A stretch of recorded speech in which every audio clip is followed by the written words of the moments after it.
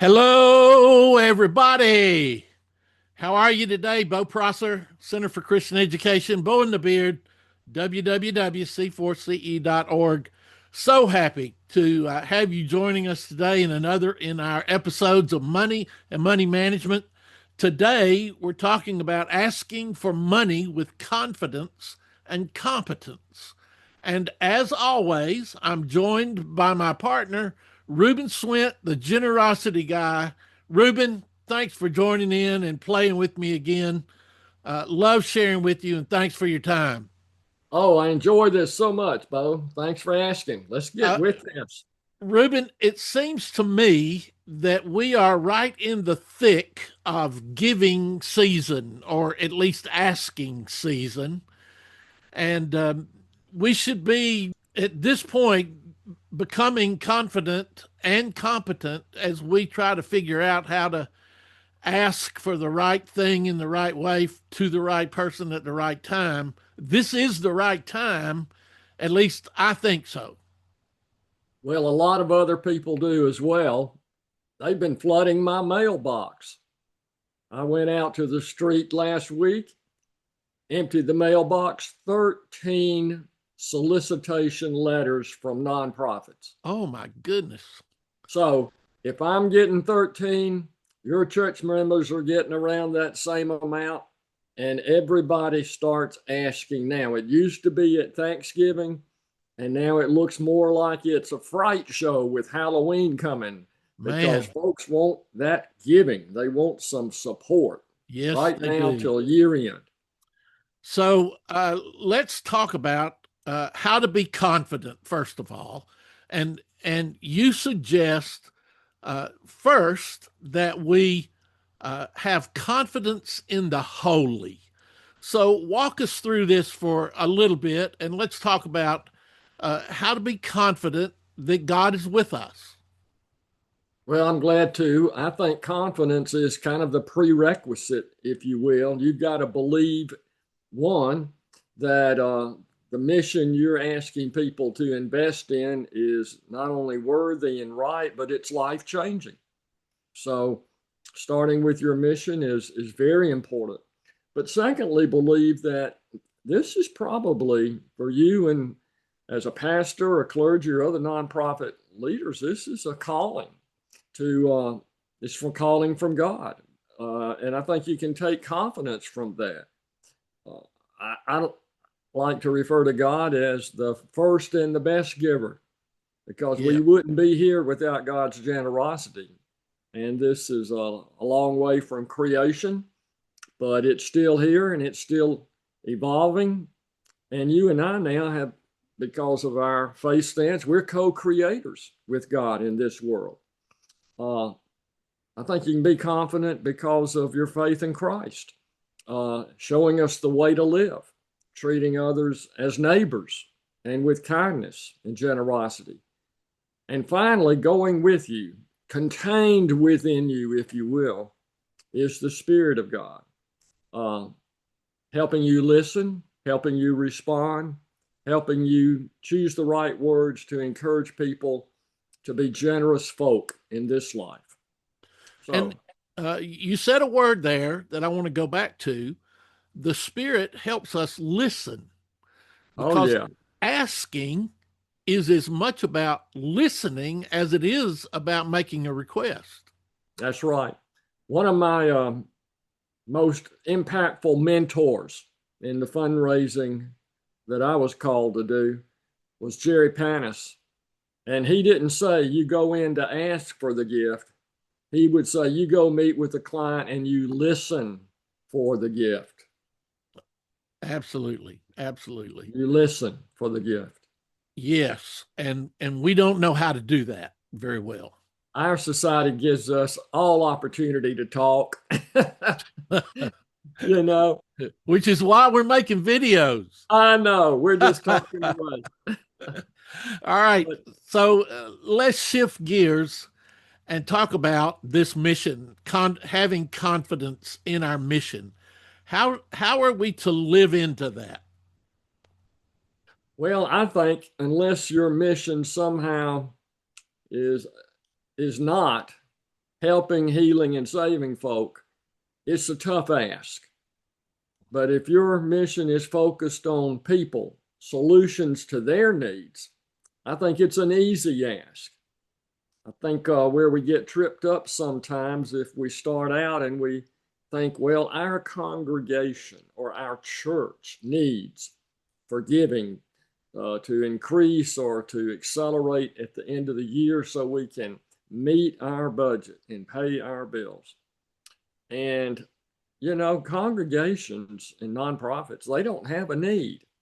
And that's the point where people say, why did we ask him to come here? He doesn't understand that our church has a need. And I said, no, your church has the solution to the needs of other folk. And as long as you're asking in regards to their need, you can be confident your mission is right on. So, what do you mean by investing your own resources? We're trying to raise money, and you're encouraging us to spend money. So, help me understand that a little bit. Well, one of the, I guess, definitions we need to expand is to think beyond money as resources. We need to think in terms of time. We need to think in terms of skill. We need to think in terms of influence. But when I mean invest that, I mean put that towards a worthy cause. Your church is certainly that. There may be other parachurch organizations you believe in, you want to support, but you're not giving just so they'll fritter the money away. You're giving so that they will put it to good use that has a return. And the return is life change or life support or life help. But it's all about thinking about what you manage of God's own money, time, talent, and how you direct that. I've had an opportunity to talk just as a friend with three multimillionaires during my process as a fundraiser. And it did not take them long in any conversation to explain this money I'm managing, it's not mine. It's God's money. And I'm Yeah, going to do a good job of growing it and giving it because that's what God's called me to do. And I think absolutely. that's, I don't know, just Yes, energizing to me, you know, exactly. Yeah. You said a minute ago, if you're not helping, healing, or saving. saving, you might not be doing what you're supposed to be doing. Can you elaborate on that a little bit more? Well, what's the most good you can do in your life? Is it to accumulate a large 401k? Or is it to live in a big house with a nice car in the driveway? Or same thing can happen to a church. What's the best thing your church can do? Is it to build the tallest steeple in the community? Is it to have a ballroom that'll seat 900 people? Wait, that's another area. Uh, is, you know, I think a lot of times churches kind of buy into more is better. If some is good, more is better. Well, more of what? And I would certainly agree with that if you're talking about more lives being touched, you Yeah, know. yeah. And finally, confidence comes from being grateful. Uh, there are no better words in the world than thank you. Oh, Uh, absolutely. I love hearing those words. I love you. Thank you. I appreciate you. Those kinds of words, they, when I feel them, when I receive them, it makes me just want to be more generous and more generous and more generous. Right. And I, I submit to you that our churches don't take time to celebrate their generosity, and they don't take time to say thank you to their donors, to their church members. Yeah, I agree with you. The thing I try to do is put this perspective on it. So, you know, you're worrying because of what you don't have instead of celebrating what you do have. Yes. Yes. You know, well, Yep. we're 11% from meeting budget, but your 89% has been given by people who Yes. made a So powerful decision to give. It to, wasn't a fee that was imposed on them. It wasn't a loan payment that they had to make. You know, they yep. chose to invest in your mission, and 89% of your needed funds are there. So celebrate that And and look into that. flip the script from Yes, negativity and scarcity to positivity and generosity. that's Absolutely. right. And Yeah. that leads to abundance, Yes. you And know. and that leads to more confidence. That builds up our confidence. And our confidence then leads us to competence. That's So right. let's talk about competence a little bit and what that means. Well, I kind of think about that old conversation Billy Sunday had when the pastor came up to him, pastor in town, and started critiquing up and down his evangelistic message, his evangelistic methods, and all. And Billy Sunday says, I kind of getting the idea you don't like the way I do evangelism. And he says, well, that's right. He says, well, how do you do it? He says, well, I don't do evangelism. Billy Sunday says, well, I kind of like my way of doing it poorly than your way of not doing it at all. Absolutely. You know, Absolutely. Great story. so so competence doesn't mean you got to be the best thing out there in terms of asking for money. Competence means you're willing to learn and take the steps necessary to understand how to ask effectively. Um, a pastor friend of mine, I went with his to his church to lead a capital campaign, and I was astounded at how competent he was in talking with his congregation about their need to give for their own sakes, not for the project or not for the church. They needed to give so they would develop as Christians, as disciples. And after one of those messages, I said to him, how did you get to be so good at dealing with the money issue? And he says, well, it took me a while, but I got tired of begging and bitching. And I says, Yep. well, I can understand that. So he always made sure his continuing ed included an element of stewardship development in congregations, of generosity theory, of learning how to ask in a one on one intimate setting.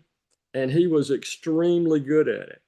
He was confident his church was doing the right thing, but he decided to get competent every chance he could at doing a better job. And they never had a money problem in that Uh, congregation.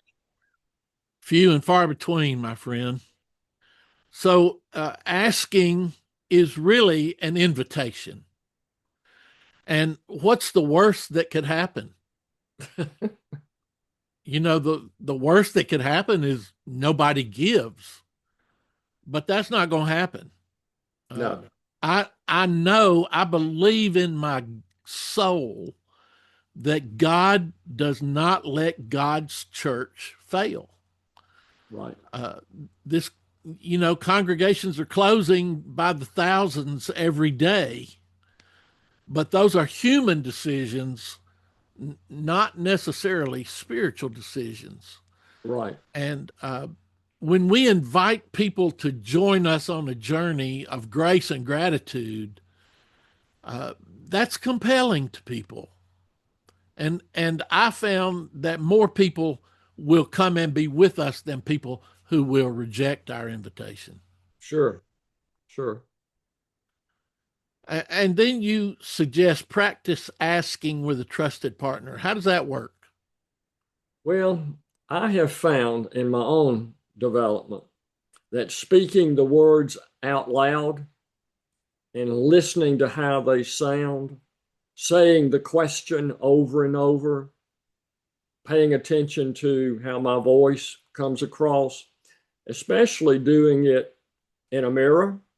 It's a wonderful place to practice, but the best place is to have someone you trust listen to you and to give you honest feedback.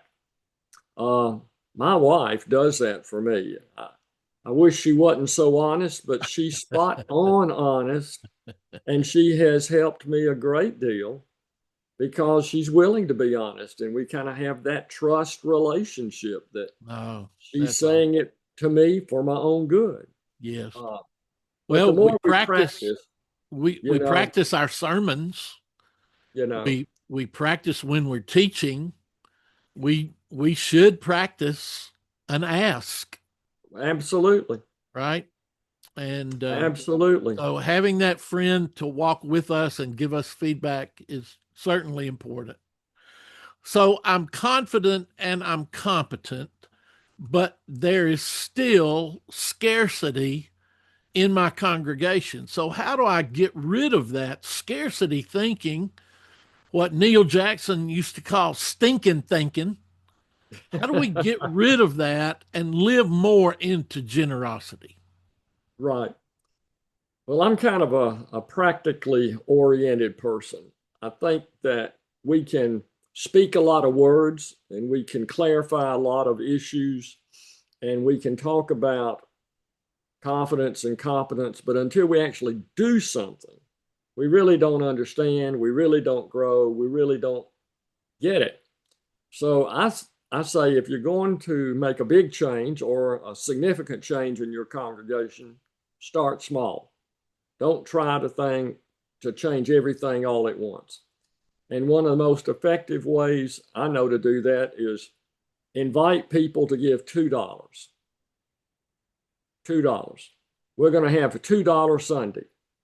And you show up next Sunday with $2. And young people, youth group, you bring your $2. Children, you find a way to find $2, maybe doing some extra chores. Everybody bring $2. Now, adults, if $2 offends you, you can give 20 or 200 or 2,000. It doesn't matter. But make sure there's a two on it. And what are we going to do with those $2? Well, there's a need in our community, and we're going to support it. Everybody together. Together with $2, we're going to address that need. And you of course, need to have identified the need and worked all that out. So have your $2 Sunday and do a separate offering. Take your regular offering and then say, now here's the $2 offering. Oh, that's a Take great it, idea. Yeah. then go out and apply it to that need. And the following Sunday, report back. Say, do you know what we were able to do with $2? There's $2 from everyone. Now we had some that gave more, and then we thank you, but really, with just a small offering, this is what we were able to do. Even better is have the person or persons affected by that $2 offering come and say thank you. And I think it's being creative with Yep. how we invite people to give and showing them immediate results will help us move towards generosity and very quickly. And giving never leaves us with less. Well, see, with As $2, you can still have your Starbucks. Absolutely. As the giver, I get more when I give away, and as the receiver, I get more than often what I get in the gift. It's the fact that somebody cared enough to give me that gift that stays Yes. with me long after the gift may have gone away. Uh, we have to continue to teach, I think, that giving is more for the giver, more for the receiver, more for the congregation as a whole. God is in the more business. God is always in looking to bless us. And oftentimes we say, no, no, no, no, I don't need a blessing today, God. I'm okay. Uh, when receiving blessings from God is the best ever. Uh, but we have to be realistic. We do live in a consumerism nation. Capitalism is king, and we're always hearing daily inflation this and recession that and stock market something else. And how do we help our congregations live beyond this consumerism that tends to just overwhelm us? Right. Yeah. And it's difficult because people live 6 days a week in that consumerist culture. And many people in the pews on Sunday, they've made their livelihood the past 6 days from the consumerist culture by people buying things uh, or services.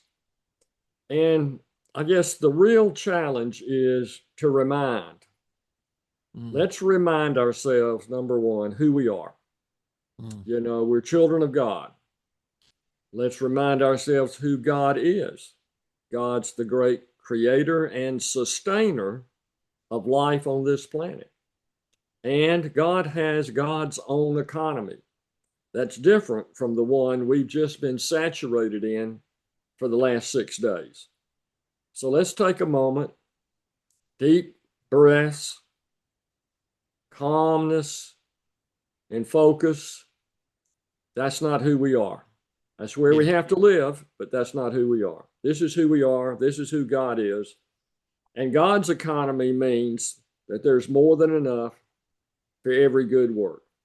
absolutely. God's And economy means that contentment with a meager amount can be great wealth. yes, and we're still paying our bills. We're still adding programs. We're still making a difference. We're not about to close the doors because we're only 89% of our budget. Uh, we're still doing ministry, but we can do more. If you help us, we can do more.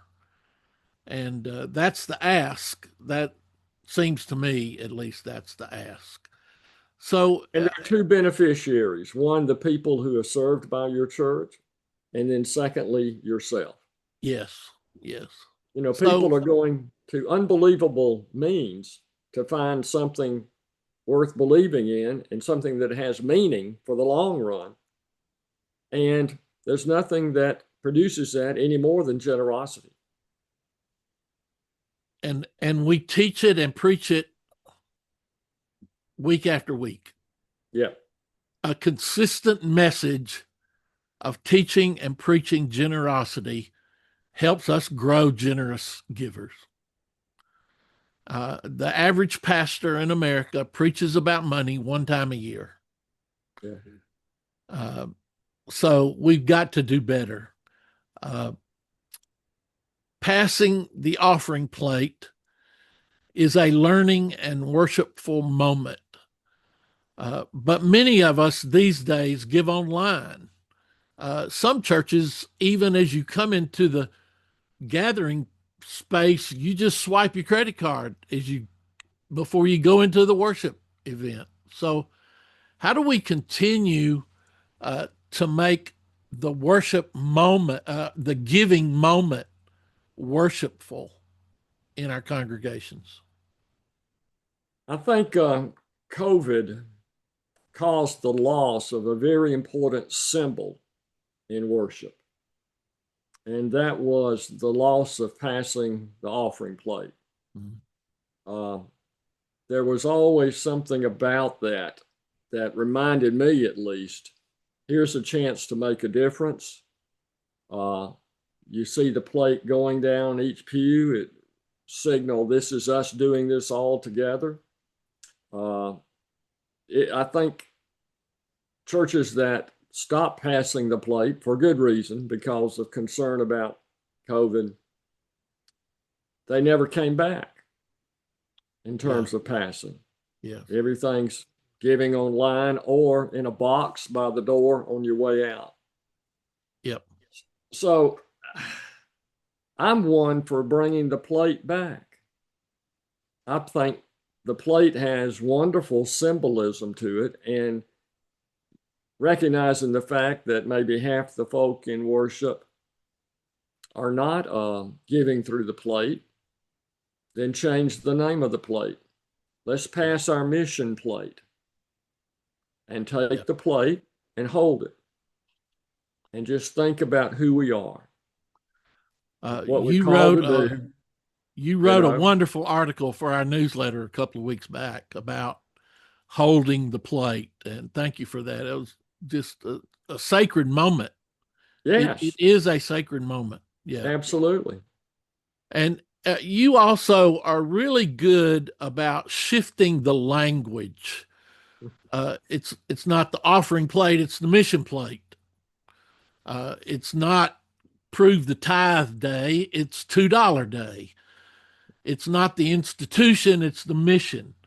Why is language so important, and why do you keep us on our toes with that? Yeah. Well, a lot of our language is inherited language. It's traditional language. And it had certain meaning and a certain uh, a currency and a certain cachet when it first began to be used. But here we are, if not decades, maybe centuries or even millennia away from when those words first were instituted. And we Yes, may have lost that meaning or that experience. So I try to think in terms of what does that mean right now? You know, yeah, uh, yeah. And then you also recommend enlisting a communications team to help us think creatively, to keep our language fresh, and to keep our opportunities for sharing visible within the congregation. you need creative people. Uh, Yeah, we need financial minds. Don't get me yes, wrong. They're necessary, but they're not, as a group, necessarily the best people to invite folks to generosity. right.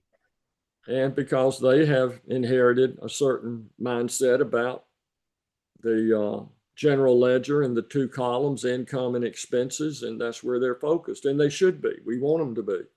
Yes. But if you So want that people to moves us, explain the larger vision, you need creative types to do it. yeah. So that moves us into some practical steps that we can take. These are things that you can do immediately. Turn off this video and go do some of this. Walk us through a couple of ideas that you have here.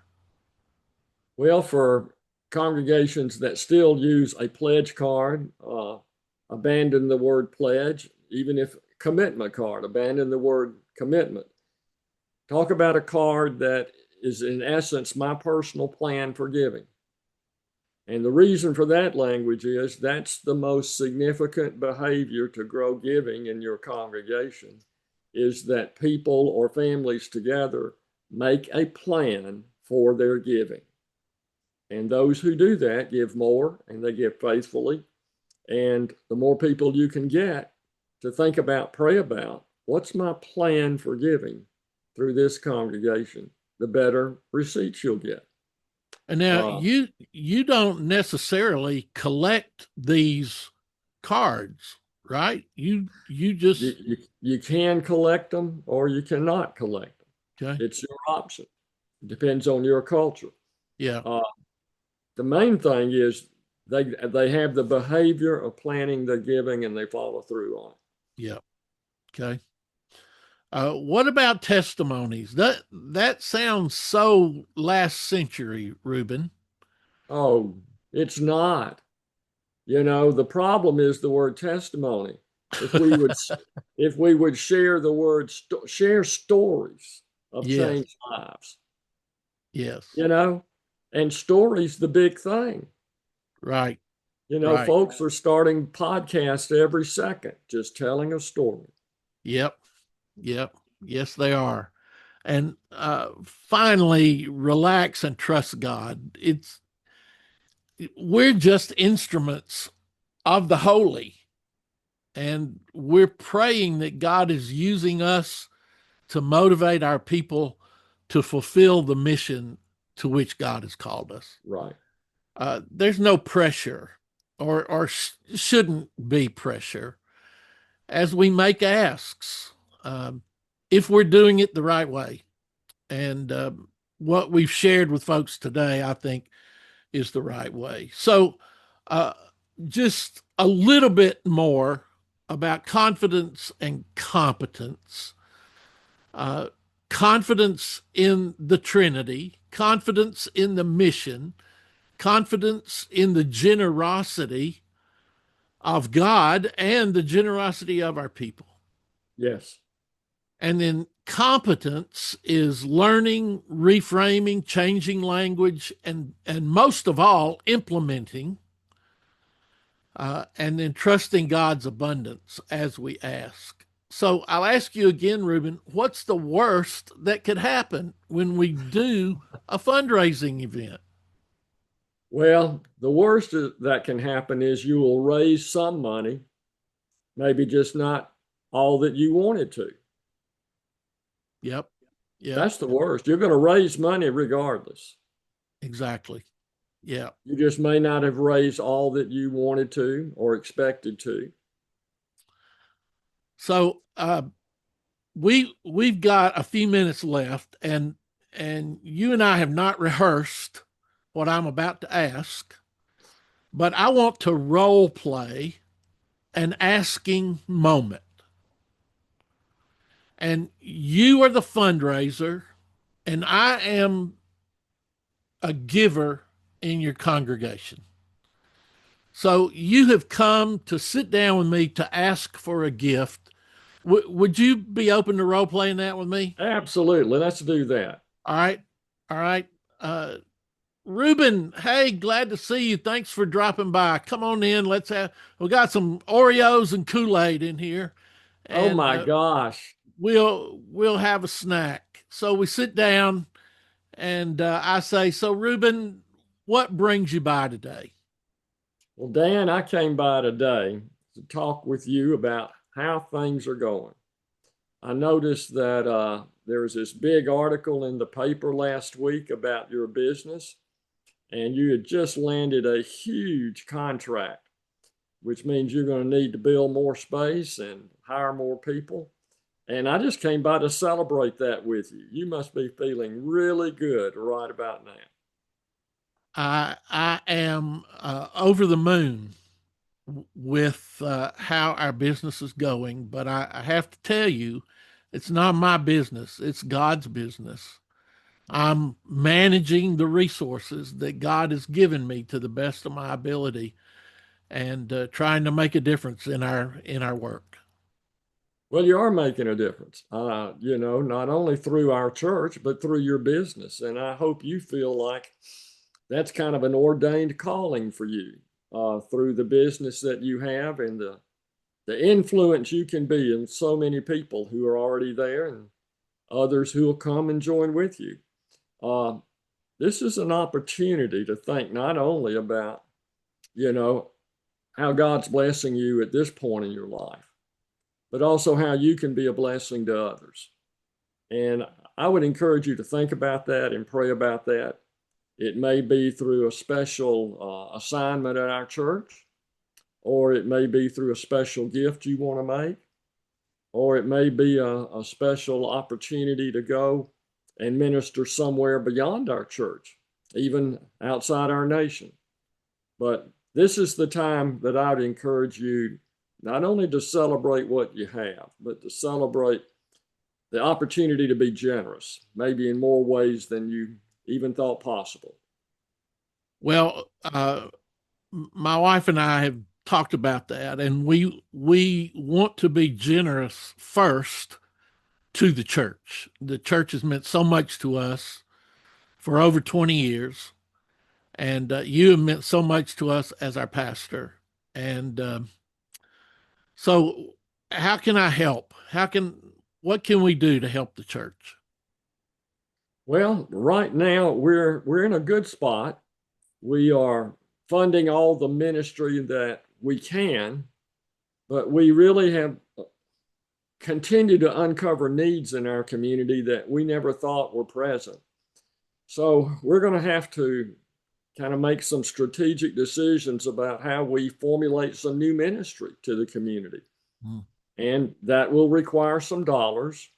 But I'm thinking in terms of some ministry initiatives that we've never thought about before, and that we need to stick our toe in the water and see if this is who we are, this is what we're called to do. I'm not talking about starting something that's going to last forever. I'm talking about let's do some test cases for ministry and let's see if this is something God really wants us to link ourselves with and do. And as I said, we'll need some dollars to do that. Because you'll ask, I know, I'll tell you that a $3,000 gift would get us started in doing that very thing. Well, that's an easy gift for us with what you've just read about and what you've come to celebrate with us. That's an easy gift for us. I will go to my computer after you leave, and that will be at the church house by the time you get back. That is so wonderful. Thank you, Dan. You don't know what that means to me and to our church, but also I hope you understand what it means to you to be able to do that and to be willing to do that. Very few people are in your position.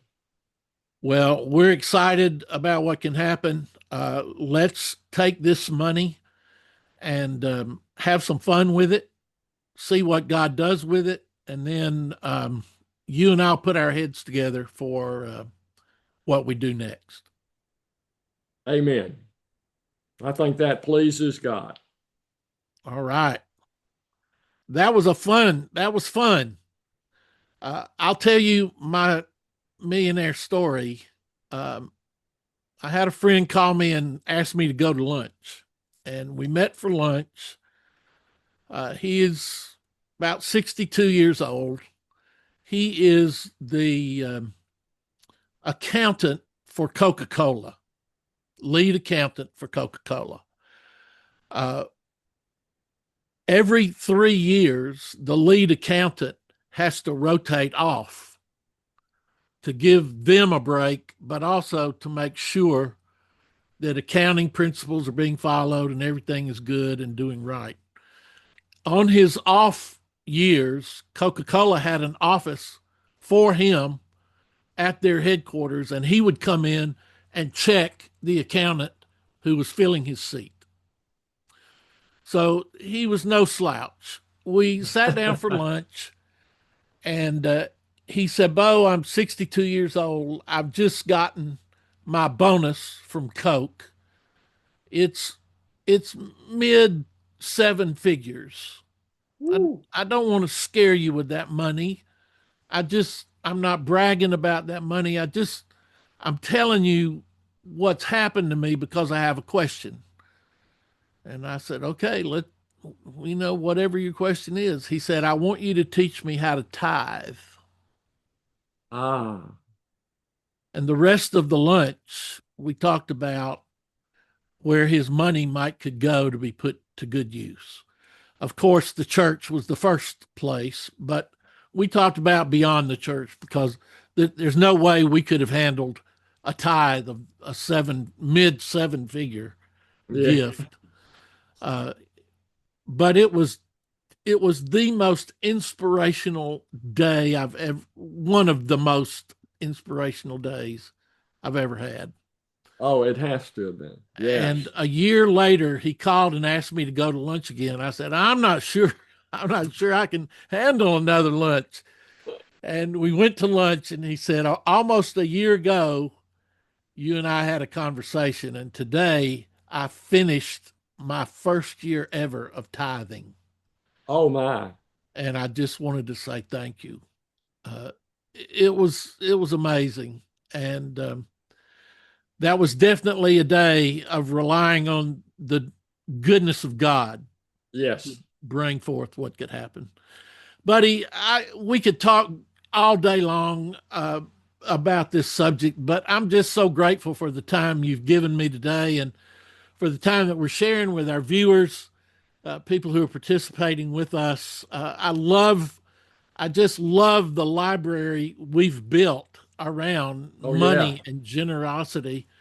All of our videos are available on YouTube at Center for Christian Education. Please go there and subscribe. That helps us so much, and that helps you never miss a Right. video that we're doing. If you're not getting our newsletter, please drop me an email. I'll make sure you get on that. If you have questions for Ruben, Ruben, how do we get in touch with you? Ruben Swint at gmail.com. Very easy. Ruben Swint at gmail.com or bo.prosser at gmail.com, and I'll get you hooked up with the generosity guy. Uh, Friend, thank you so much again for your time and your insights. I love working with you, and I love sharing these kinds of ideas with those that work with us.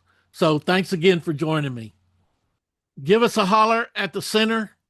Any way we can help you, love to be able to help you and your church. Ruben is available. Our other consultants are available as well. Bo Prosser, Bo and the Beard, Center for Christian Education, www.c4ce.org. Hey, till I see you again, keep on rocking.